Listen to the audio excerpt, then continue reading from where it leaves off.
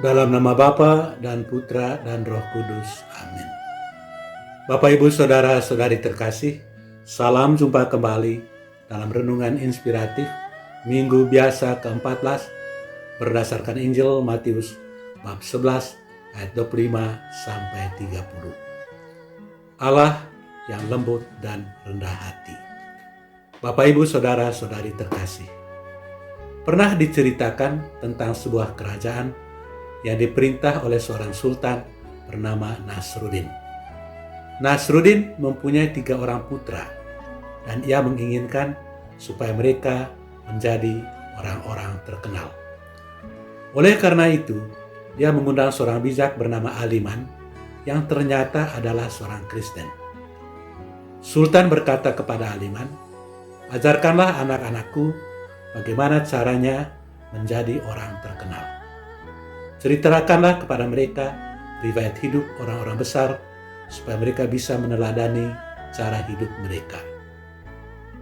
Tanpa memberitahukan Sultan, Aliman mengajarkan anak-anak itu keutamaan-keutamaan Kristiani sebagaimana diajarkan Yesus dalam khotbah di bukit. Ternyata sesudah beberapa waktu, tingkah laku anak-anak itu mulai berubah. Lalu Sultan menanyakan Aliman apa yang diajarkannya. Aliman memberikan intisari khotbah di bukit. "Apakah itu ajaran Julius Caesar atau Alexander Agung?" "Tidak," jawab Aliman. "Saya menyampaikan ajaran Yesus Kristus dari Nazaret." "Siapakah Yesus itu?" tanya Sultan sekali lagi. Kesempatan itu digunakan oleh Aliman untuk bercerita tentang Yesus mulai dari kelahiran sampai kematiannya di kayu salib. Setelah mendengar cerita itu, sang sultan meneteskan air mata karena merasa terharu dengan korban yang dilakukan oleh Yesus sampai harus mati di kayu salib. Ia merasa terkesan dengan sikap Yesus yang begitu lemah lembut kepada orang-orang berdosa, miskin, dan terkucilkan dari kehidupan masyarakat. Sesudah itu, Sultan berkata kepada Aliman, "Ajarkanlah tentang kehidupan Yesus itu bukan hanya kepada anak-anak saya, tetapi juga kepada semua rakyat di wilayah kesultanan. Saya mau supaya mereka mengetahui kehidupan seorang besar yang pernah hidup di atas muka bumi ini." Saudara-saudari terkasih, Sultan Nasruddin sangat terkesan dengan kehidupan Yesus karena kelemah lembutan dan pengorbanan yang dilakukannya demi kepentingan orang-orang yang dicintainya. Itulah sebabnya dia meminta Aliman mengajarkan tentang Yesus bukan hanya kepada anak-anaknya, tetapi kepada semua rakyat di wilayah kesultanannya. Bapak, Ibu, Saudara-saudari terkasih, dalam Injil hari ini, Yesus menyampaikan suatu ajakan. "Marilah kepadaku semua yang letih lesu dan berbeban berat, aku akan memberikan kelegaan kepadamu. Pikulah kuk yang kupasang, dan belajarlah daripadaku, karena aku lembut dan rendah hati." Undangan Yesus ini terutama dialamatkan kepada orang-orang Yahudi yang letih lesu dan berbeban berat.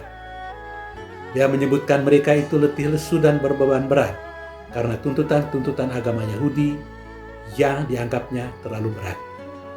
Hukum Taurat memasang begitu banyak beban di pundak orang, sehingga mereka hampir tidak mampu lagi memikulnya.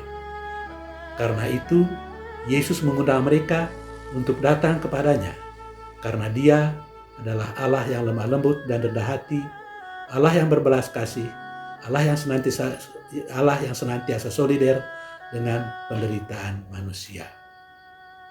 Sebagai Allah yang lembut dan berbelas kasih, Yesus telah berjalan dari kampung ke kampung dan dari kota ke kota di Palestina sambil mengajar dan berbuat baik.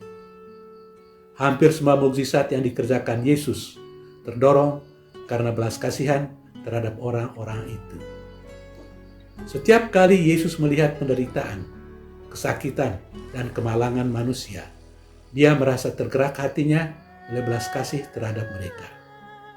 Dia merasakan penderitaan mereka dan bersolider dengan mereka sampai Ia sendiri mati di kayu salib sebagai resiko dari cinta dan belas kasihannya itu. Saudara-saudari terkasih, Yesus mengundang semua orang yang letih lesu dan berbeban berat agar datang kepadanya. Undangan ini bertujuan supaya kita mengenalnya dengan lebih baik, dan dengan demikian mengalami kelembutan dan kerendahan hatinya. Ia tahu bahwa kita hidup dengan banyak beban dan menjadi letih dengan bermacam-macam persoalan di dalam hidup ini. Oleh karena itu, Dia mengundang kita supaya datang kepadanya. Dia mengundang kita supaya belajar daripadanya bagaimana membangun hubungan yang mesra dengan Bapanya. Melalui doa-doa, penerimaan sakramen-sakramen, devosi-devosi, membaca kitab suci dan merenungkannya, serta menyerahkan seluruh hidup kita kepada Tuhan, Sang Penyelenggara Ilahi. Tuhan memberkati kita. Amin. Dalam nama Bapa dan Putra dan Roh Kudus. Amin.